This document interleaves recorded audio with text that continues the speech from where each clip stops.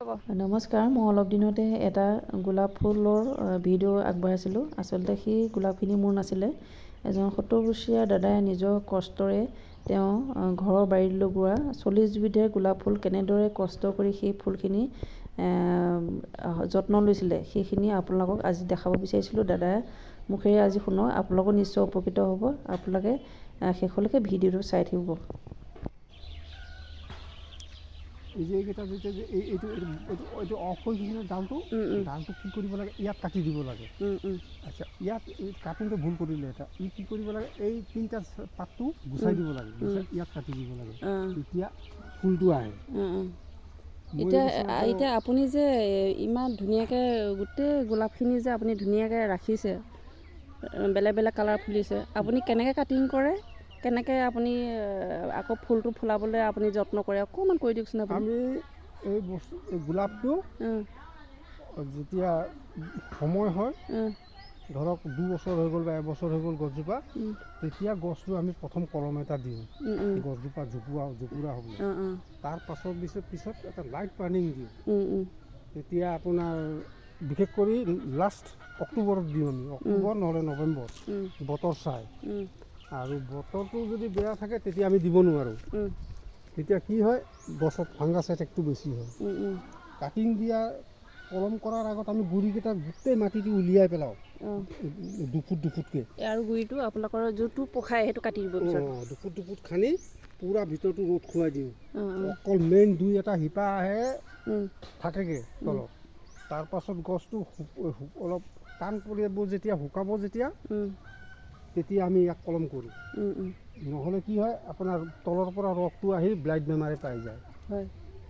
তাৰপিছত শুকালে নহয়, ধৰক 10 দিন বা 8 দিন এনেকৈ ৰ'দ খোৱাৰ পিছত আমি ইয়াত কি কৰোঁ, প্ৰথম ব্লাইটক্স আৰু কাৰ্বেণ্ডাজাইম এইকেইটা বস্তু মিক্স কৰি পানীটোত পূৰা 3-4 লিটাৰ ভালকৈ দি দিওঁ গছৰ গুৰিটোত, ফাংগাছ এটেক যাতে নহয়। তাৰ পাছত আমি ইয়াত কি কৰিব লাগে, গছটো চফা কৰি দিওঁ। যিবিলাক ধৰক মানে ফুল নুফুলিব তেনেকুৱা বেমাৰী পোকে খোৱা গছ আনি তাৰ পৰা গুচাই দিওঁ ডালবোৰ। এতিয়া আপুনি আপোনাৰ এই ফুলৰ মাজত কিমান বিধৰ আছে বাৰু? কিমান বিধৰ আছে? ইয়াত প্ৰায় 40টামান হ'ব। 40 বিধ? 40 বিধমান হ'ব। এতিয়া আপুনি যে এই বয়সতো যে গোলাপ ফুলবিলাক খুব ধুনীয়াকৈ ফুলাই আছে, আপোনাৰ মানে ফুলৰ প্ৰতি বহুত আকৃষ্ট, গম পাইছোঁ। কিমান দিনৰ পৰা কৰি আছে এইবিলাক? মই ধৰক যেতিয়া 7-8 পঢ়োঁ তেতিয়াৰ পৰাই কৰি আছে ন? খুব ধুনীয়াকৈ দাদাই এইখিনি ফুলৰ খুব যত্ন কৰি ৰাখিছে। প্ৰায় কিমান বিধ বুলি ক'লে? ইয়াত প্ৰায় 40টামান আছে। 40টামান, 40 বিধৰ ন? 40 বিধৰ আছে। চব হাইব্ৰিড গোলাপ ফুল। চাওকচোন, মই এদিন দেখুৱাইছিলোঁ ভিডিঅ'ত, প্ৰায় মোক কমেণ্ট কৰিছিলে যে আপোনালোকৰ নিজৰ গোলাপ ফুল নেকি, কিন্তু মোৰ নহয় এইখিনি। এই দাদাই বহুত কষ্ট কৰি এই গোলাপ ফুলখিনি ফুলাই আছে, খুব ধুনীয়া। এতিয়া বৰষুণৰ কাৰণে কিছুমান হেৰি হৈ গৈছে, মৰহি গৈছে। বিভিন্ন ধৰণৰ কালাৰ, এইবিলাক চব হাইব্ৰিড।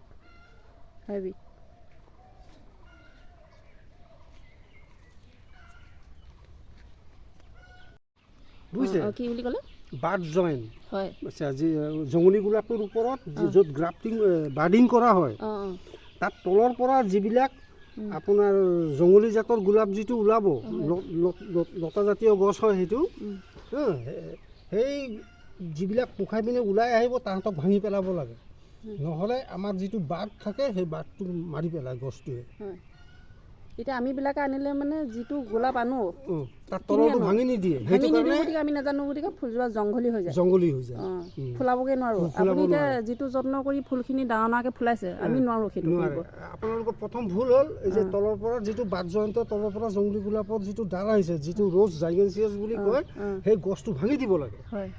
জাইগেনচিয়াছ ৰ'জটো এইটো ভাঙি দিলে আপুনি এই গোলাপ ফুল যিবিলাক গোলাপ ফুলবিলাক ফুলায়, খুব ধুনীয়াকৈ ফুলে, আপুনি কি কিবা সাৰ প্ৰস্তুত? মই ইয়াত অকল গোবৰ দিওঁ আৰু খোল দিওঁ, সৰিয়হ খলি যিটো এইটো বস্তুটো আমি দিওঁ, আৰু অন্য কোনো কেমিকেল নিদিওঁ। কেমিকেল দিলে কি হয়, গছ লাষ্টিং নকৰে। এতিয়া ধৰক এই যে এই গছটো এতিয়া যেনিবা ফুল নাই, কিন্তু গছটোৰ বয়স আপোনাৰ এইটো 88ৰ গছ হয়, এইটো এটা গছ হয় বুজিছে, সি বাচি আছে আৰু ইয়াত আছে এইটো হয় এই গছজোপাও 88ৰ বাচি আছে। কিয় বাচি আছে? এই যে আমি যে কলম কৰাৰ আগত কিবা কৰি দিওঁ যে সেইটো কাৰণে। এতিয়া কিছুমান ফুল এতিয়া বৰষুণ দিয়াৰ পিছত ফুলখিনি মৰহি গৈছে, আকৌ ফুলটো আহিবনে? এইটো আমাৰ ইয়াত আমি এটা ফেচিলিটি পাওঁ, এইটো এতিয়াৰ পৰা কণ্টিনিউৱাছ আপ টু আগষ্টলৈকে পূৰা ফুল দিব। হয় তেতিয়া ইয়াৰ যিবিলাক পাপৰি আছে পাহিবিলাক যে এইবিলাক আপোনাৰ কিবা নিচিনা প্লাষ্টিক নিচিনা, অট'মেটিক প্লাষ্টিক নিচিনা হ'ব। এইকেইটা নেচাৰেলি প্লাষ্টিক নিচিনা হৈ যায় বাৰিষা দিনত। এইটো হালধীয়া কালাৰ, এইটো খুব ধুনীয়াকৈ ফুলি আছে। কমচে কম 800ৰ পৰা 1000, 2000, 1500লৈকে ফুল দিব বাৰিষাত। গোটেই গছটো হালধীয়া হৈ থাকিব, কালাৰ ব্লেণ্ড, আপুনি যিকোনো কালাৰ দেখি পাব গছটো। এতিয়া এই ফুলখিনি কলি আহিছে ন? আহি গৈছে। এতিয়া আৰু 15-20 দিন পিছত এইকেইটা ফুলিবই। এতিয়া আপুনি গোলাপ ফুলৰ যিসকল প্ৰেমিক, গোলাপ ফুল যোনে যোনে ভাল পায়, তেওঁলোকক আপুনি কিবা ক'ব নি? কওকচোন। যদি গোলাপ গছ আছে তেখেতসকলে যত্ন দিব লাগিব। 15 দিন 20 দিন পিছত আপোনাৰ গুৰিটো চপা তপা কৰি আপোনাৰ গোবৰ হওক আৰু এই সৰিয়হ খলিয়ই হওক সেইটো দিব লাগে। হয়, তেতিয়া আপোনাৰ এনেকুৱা যিটো এনেকৈ হৈ থাকিব, ডাঙৰ ধুনীয়া হৈ থাকিব আৰু। ঠিক আমি এপ্ৰিলৰ মে মাহৰ পৰা পিছত আমি কিন্তু নিদিওঁ আমাৰ ইয়াত, জেনেৰেলি মই নিদিওঁ। একেবাৰে যিটো হাইব্ৰিড গোলাপ ফুলটো ফুলে কোনটো মাহত বেছিকৈ ফুলে? এই আপোনাৰ ধৰক এই হাইব্ৰিডবিলাক এতিয়া আমি কলম চলম কৰি দিয়াৰ পিছত যদি জানুৱাৰীৰ পৰাই ফুলিবলৈ ধৰে, জানুৱাৰীৰ পৰা আপ টু আপোনাৰ জানুৱাৰীৰ পৰা আগষ্টলৈকে পূৰা ফুল ফুলিব। হয়, আপোনাৰ এতিয়া মিনি গোলাপো কেইবাটাও কালাৰ দেখিছোঁ, সেইখিনি আপুনি অকণমান দেখাবচোন। এইটো এটা আছে ডাবল কালাৰ ষ্টাইলিং ৰোজ। এইটো মৰহি গৈছে ন ফুলটো? নাই মৰহি নাই, পূৰা এতিয়ালৈকে ব্লুম হোৱা নাই, বাকী আছে। আৰু অলপ এই বৰষুণত শিলত অলপ বহুৱাই থ'লে। দাদাৰ বাৰীখন বহুত মানে প্ৰকৃতিৰ পৰিৱেশত ৰাখিছে, যিটো বস্তু বিচাৰিলে সকলোখিনি পায়। এইটো বয়সতো তেওঁ বহুত কষ্ট কৰি গোটেই বাৰীখন সুন্দৰভাৱে ৰাখিছে।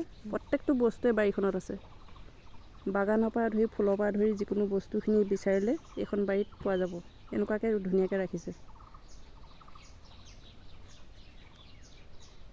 মিনি গোলাপ আপুনি যিখিনি এতিয়া ডাল কাটি পেলাই এইখিনি ৰোপণ কৰিছে, কিমান বিধৰ আছে এইখিনি?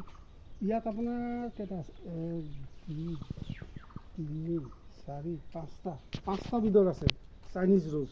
হয়, মিনিয়েচাৰ গোলাপ। খুব ধুনীয়াকৈ ফুলি আছে এইখিনি মিনি গোলাপ। কিমান বিধৰ বুলি ক'লে? ইয়াত 5টামান আছে। হয়,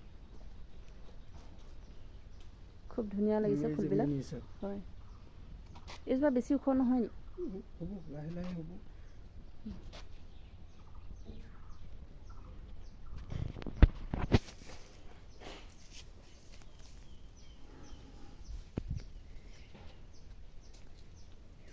গোটেই চোতালখন এটা চাইডে গোটেই মিনি গোলাপৰ ডালখিনি ৰোপণ কৰি থৈছে তেখেতে। খুব ধুনীয়া লাগিছে, খুব চাপতে ফুলিছে এইখিনি।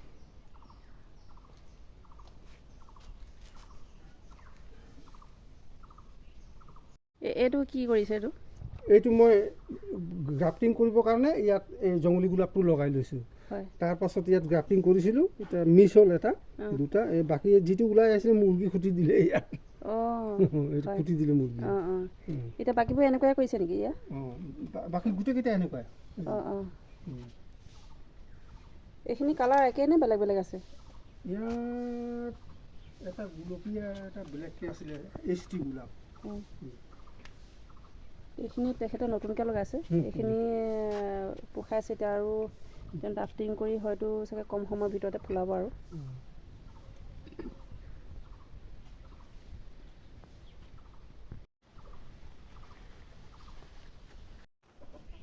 শেষত ভিডিঅ'টো কেনে পালে জনাবচোন। যিসকলে ফুল ভাল পায় নিশ্চয় তেওঁলোকে অকণমান হ'লেও উপকৃত হ'ব। যদি আপোনালোকে চাই আছে তেতিয়াহ'লে ভাল লাগিলে নিশ্চয় লাইক কমেণ্ট কৰিবলৈ নাপাহৰিব।